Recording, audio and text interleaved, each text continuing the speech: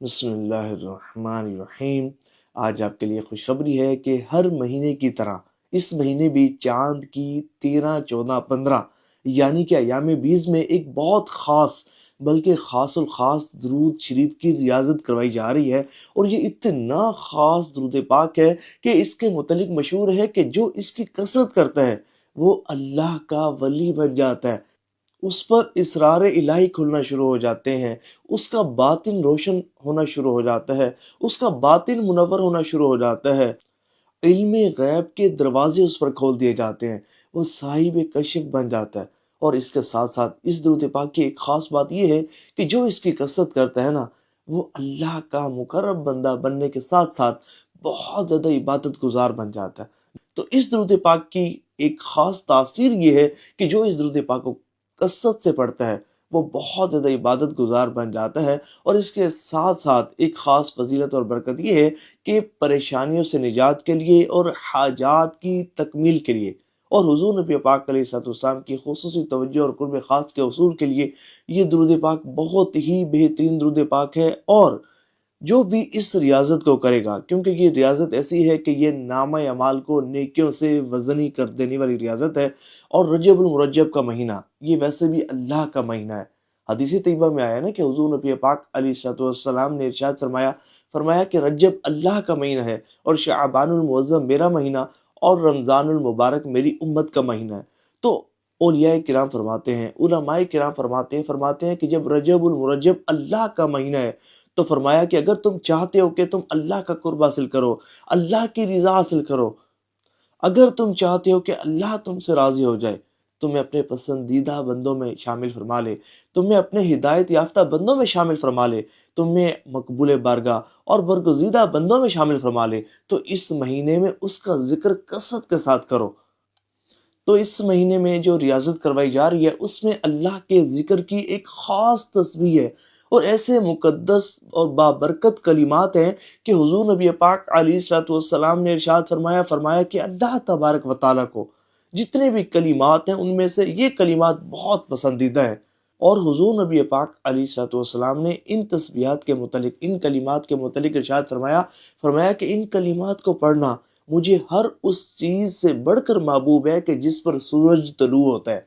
اور اس تسبیح کی ایک خاص بات یہ ہے کہ جو شخص کسی بھی بڑی سے بڑی پریشانی اور مصیبت میں مبتلا ہو، بڑی سے بڑی تکلیف اور آزمائش میں مبتلا ہو، وہ آزمائش کسی بھی صورت میں ہو، بھلے وہ رزق کی تنگی ہو، بھلے وہ بے اولادی کے معاملات ہوں، بھلے وہ قرض کے معاملات ہوں، بھلے وہ رشتوں کی بندش ہو، رزق کی بندش ہو، کاروبار کی بندش ہو، صحت کی بندش ہو، یا کسی بھی قسم کا ایسا معاملہ کہ جادو ٹونا سحر بندش کس نہیں ہے، تو یہ اتنی بابرکت تسبیح ہے کہ اللہ نے چاہا تو اس کی کثرت کرنے سے، اس کو ریاضت میں پڑھنے کی برکت سے آپ کی جو بندشیں ہیں، آپ پر جو گرہیں لگئی ہوئی ہیں، اللہ نے چاہا تو وہ گرہیں کھلنا شروع ہو جائیں گی۔ اب ہم بات کرتے ہیں کہ اس ریاضت میں کیا پڑھا جائے گا، کس طرح پڑھا جائے گا، اور کس تعداد کے مطابق پڑھا جائے گا، یہ توجہ کے ساتھ سنیے گا۔ تو دیکھیں، ایام بیس یعنی کہ چاند کی 13، 14، 15 کو یہ ریاضت کروائی جا رہی ہے، اور چاند کی 13 یہ غروب آفتاب کے بعد ہی ریاضت کا وقت شروع ہو جائے گا۔ آپ نے کرنا یہ ہے کہ وضو کرنا ہے۔ یہ وضو جب کریں گے تو اس کا بہت زیادہ فائدہ ہوگا۔ اگر کوئی شخص ایسا ہے کہ جس کا وضو زیادہ دیر تک قائم نہیں رہتا تو بغیر وضو بھی پڑھ سکتا ہے، لیکن بہتر یہ ہے کہ سٹارٹنگ میں وضو کر لیا جائے۔ وضو کرنے کے بعد 2 رکعت نماز نفل حاجت کے کہ یا اللہ پاک کرم فرما، میں یہ ریاضت کرنے لگا ہوں تیری رضا کے لیے، تیرے حبیب نبی پاک علیہ الصلوۃ والسلام کے قرب کے لیے، تیرے نبی پاک علیہ الصلوۃ والسلام کے خوشنودی کے لیے۔ اور اگر کوئی حاجت آپ کے ذہن میں ہے، آپ کے دل میں ہے، تو اس کی نیت بھی کر سکتے ہیں کہ یا اللہ پاک اس ریاضت کی برکت سے میری فلاں حاجت کو پوری فرما، یا میری پریشانی کو دور فرما۔ اچھا، آپ نے وضو کر لیا، اس کے بعد 2 رکعت نماز نفل کے پڑھ لیے، اس کے بعد آپ نے ایک بہت خاص تسبیح کہ جو اللہ نے چاہنا اس کا بینیفٹ آپ کو بہت زیادہ ملے گا، وہ ہے کلمہ تمجید کی تسبیح۔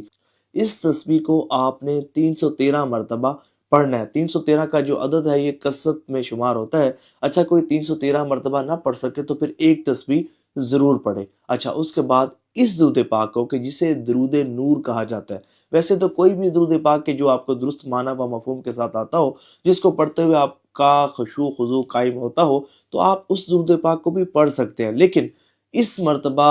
اس خاص ریاضت میں ہم درود نور پڑھیں گے کہ جو آپ کے دل کو اللہ کے نور سے منور کر دے گا، حضور نبی پاک علیہ الصلوۃ والسلام کے نور سے منور کر دے گا۔ میں بتاتا ہوں آپ کو کہ اس درود پاک کے کتنے بینیفٹس ہیں۔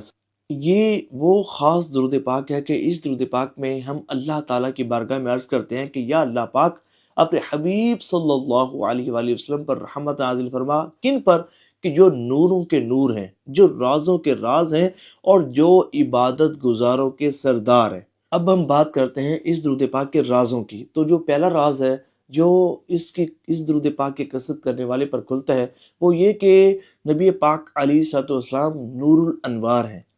تو جب بندہ اس درود پاک کو پڑھتا ہے تو اس نور کی برکات اسے ملنا شروع ہو جاتی ہیں، اس کا دل جو ہے وہ نبی پاک علیہ الصلوۃ والسلام کے نور سے منور ہونا شروع ہو جاتا ہے۔ وہ نور کسی بھی شکل میں ہو سکتا ہے، وہ علم کی شکل میں ہو سکتا ہے، وہ روحانیت کی شکل میں ہو سکتا ہے، وہ کائنات کی شکل میں ہو سکتا ہے، وہ اللہ کی نعمتوں اور اللہ کے خاص کرم اور اللہ کے خاص فضل کی صورت میں ہو سکتا ہے۔ کہنا یہ چاہتا ہوں کہ جو اس درود پاک کو پڑھتا ہے اس کا دل، اس کا دماغ اللہ اور اس کے حبیب صلی اللہ علیہ وآلہ وسلم کے نور سے منور ہونا شروع ہو جاتا ہے۔ اچھا، اگلا جو راز ہے وہ ہے سر الاسرار۔ دیکھیں نبی پاک علیہ الصلوۃ والسلام یہ اللہ کے رازوں میں سے ایک راز ہے، اور کیونکہ اللہ تبارک و تعالیٰ کے سوا حضور نبی پاک علیہ الصلوۃ والسلام کا کتنا بلند مقام ہے، کتنی شان و عظمت ہے، کتنی شان و شوکت ہے، اور ان کا مقام و مرتبہ، ان کی شان و عظمت اللہ تعالیٰ کے ہاں کتنی بلند ہے، اللہ نے ان کو کتنا نوازا ہے، یہ اللہ تبارک و تعالیٰ کے سوا کوئی بھی نہیں جان سکتا۔ تو جو اس درود پاک کو پڑھتا ہے اس پر راز الہی کھلنا شروع ہو جاتے ہیں، اس پر غیب کے دروازے کھلنا شروع ہو جاتے ہیں، اس پر کشف کے دروازے کھلنا شروع ہو جاتے ہیں، اس کا باطن روشن اور منور ہونا شروع ہو جاتا ہے، اس کے دل و دماغ کی گرہیں کھلنا شروع ہو جاتی ہے، گویا کہ وہ علم غیب کے سمندر میں غوطہ زن ہو جاتا ہے۔ اچھا، تیسرا جو راز ہے بڑا انٹرسٹنگ، وہ یہ کہ دیکھیں نبی پاک علیہ الصلوۃ والسلام سید الابرار ہیں، کہ جتنے بھی نیک لوگ ہیں، جتنے بھی پرہیزگار لوگ ہیں، نبی پاک علیہ الصلوۃ والسلام ان کے سردار ہیں۔ تو اس درود پاک کی ایک خاص بات یہ ہے کہ جو اس درود پاک کو پڑھتا ہے وہ نیک بننا شروع ہو جاتا ہے، وہ عبادت گزار بننا شروع ہو جاتا ہے، وہ پرہیزگار بننا شروع ہو جاتا ہے، اور اللہ کی رحمت سے اس کے اولیاء کرام کی جماعت میں وہ شامل ہو جاتا ہے۔ تو 313 مرتبہ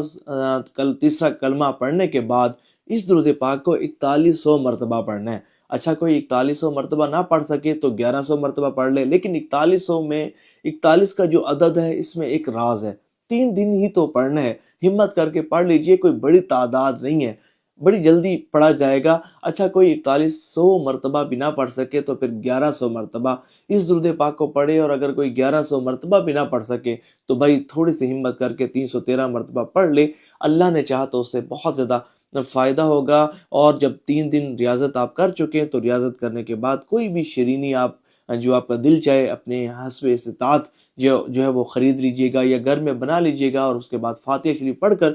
اس کا ثواب جو ہے وہ نبی پاک علیہ الصلوۃ والسلام کی مقدس بارگاہ میں بھی پیش کیجیے گا، اور نبی پاک علیہ الصلوۃ والسلام کے وسیلے سے اس کا ثواب نبی پاک علیہ الصلوۃ والسلام کے والدین کریمین، ازواج مطہرات، پنجتن پاک اور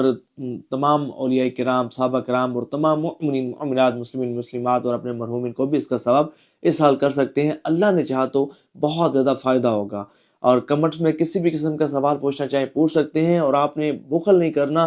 اس ریاضت کی ویڈیو کو آپ نے ثواب کی نیت سے شیئر ضرور کرنا ہے، کہ جتنے بھی عاشقان رسول شریک ہوں گے، ریاضت کریں گے، درود پاک پڑھیں گے، ان کا نامہ اعمال بھی نیکیوں سے وزنی ہوگا، اور آپ کو بھی اس کا ثواب ضرور ملے گا۔